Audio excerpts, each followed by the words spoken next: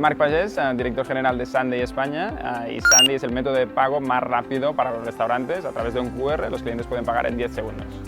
Sunday es el método de pago más rápido del mundo y ha sido un cambio en la forma en que la gente a partir de ahora pagará en los restaurantes, ¿no? Siempre toda la vida hemos levantado la mano y hemos pedido la cuenta y estamos revolucionando la forma de hacer esto. Nosotros vamos a escanear un QR, vamos a ver la cuenta y vamos a hacer el pago en menos de 10 segundos. Así que es muy sencillo y muy rápido. Estamos cambiando la historia de la restauración.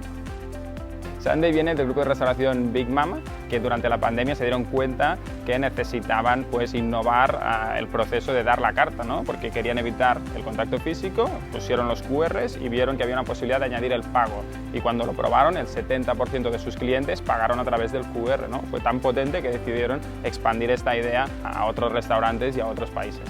Sunday lleva un año en el mercado español y ahora justo estamos lanzando una nueva innovación que es poder pedir y pagar. Hasta ahora simplemente al final del servicio escaneábamos, veíamos la cuenta y hacíamos el pago, y ahora hemos visto que hay una serie de restaurantes que nos piden ir un pasito más allá. Nos piden que el cliente pueda ser totalmente autónomo y pueda pedir y hacer el pago también.